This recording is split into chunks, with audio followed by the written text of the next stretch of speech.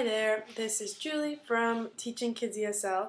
It's been quite a while since you guys last seen me, and I thought I owe you an explanation. I was trying to think of how I would say it, but I figure I might as well make a video and give me a new idea for pep talks about living abroad. So here goes. I've been away for about 2 or 3 months due to health problems, specifically allergic reactions to food and air, which is a biggie, and I think you should be warned before coming here. So for me, it started with the weird rashes on my body, specifically face and hands, and it just got to a point where it was really embarrassing. I didn't want to go to work. I did anyway, but I wasn't sure what it was from. I figured food, and food was definitely a big part of it. And it turned out it was soy sauce and cooking wine, which is 90% of all of our food, so yeah. So since then, I've made some huge health changes. I'm going to talk about a few of those so you can keep your heads up about the groceries and things like that we have. I live in a small city, like for China it's tiny, so it's 600,000. And we have 3 big supermarkets, even here. So I can find a lot of fresh produce, meat, fish, all that stuff. You can also get it at farmers markets, but you're going to be ripped off about 3 times to 4 times, I find. And you also have a bit of a foreign section, but it's just like canned goods that cost pennies at home, and here they're like crazy prices. Anyhow, so I started cooking a lot for myself, and since I can't find certain ingredients, thank you internet, I've been learning to make everything by hand. Yesterday I made cheese, that was really cool. And also, since I can't find a lot of ingredients in the grocery stores, especially herbs and spices, there's a beautiful, beautiful website called Taobao or Dangdang. There's 2. Taobao is more popular. And you can find anything on it. Probably everything I have tried searching I find. You might have to Google Translate whatever you're looking for and put it in there. But if you have a Chinese friend with a credit card, you're set. And things are a lot cheaper online, mind you, than they are in the stores. So my spices, my health products, vitamins and supplements, no problem finding things like that there. Eating out has become a lot more difficult. I'm trying to avoid a lot of it, and if I do, I go out maybe twice a month. Usually come back with a rash on my face, which sucks, because now that I know what it is, I have to avoid it. But also, I realize it's not just the food, it's also pollution. And in our town, you don't really sense the air quality being too bad. Maybe I've just gotten used to it. But we're surrounded by mountains. We're pretty clean as far as cities in China go. And we do have factories. They're actually not that far out of the city. You don't smell or see or anything like that of them.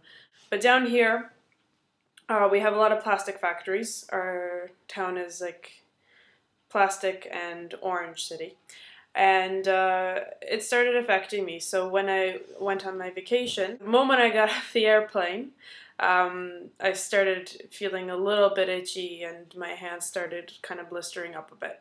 So it's not just food, it's other things. And just to give you a little bit of a background on my health, I'm fairly healthy. Food-wise, I'm kind of a nutcase about health. I read as much as I can about everything food-related.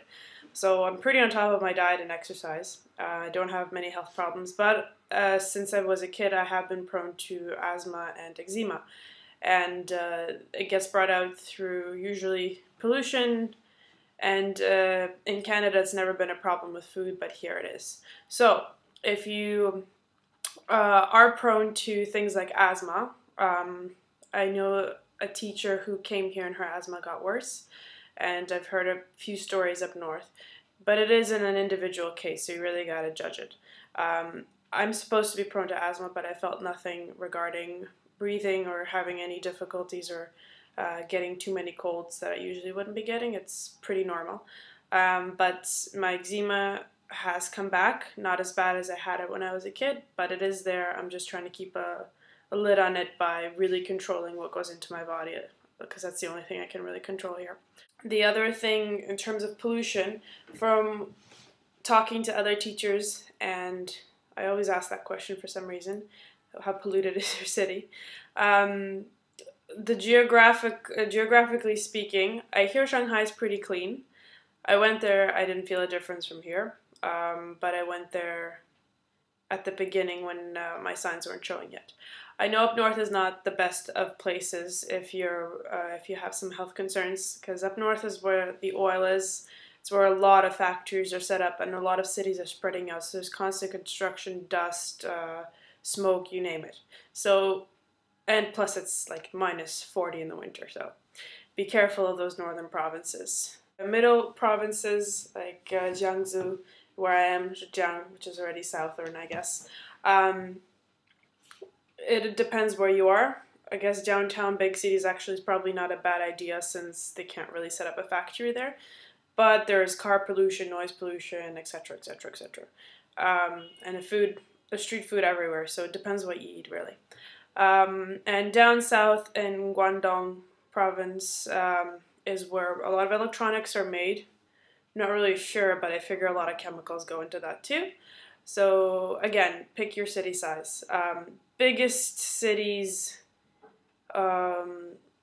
would have certain kinds of pollution. Medium-sized cities are the ones with the factories, and small-sized cities like us have less factories, but still there's a bit of that. So ideally, pick a tiny village that somehow pays a lot of money and really needs English teachers.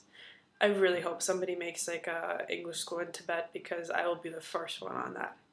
So that's my update. I'm getting back on the lesson track. I'm going to do a few more pep talks, and I figure if you ever have questions, you might as well ask me, and I can answer them to the best of my knowledge. I ask a lot of teachers about their experiences in their jobs, so I can give you my 2 cents and a little bit from what I heard of everyone else.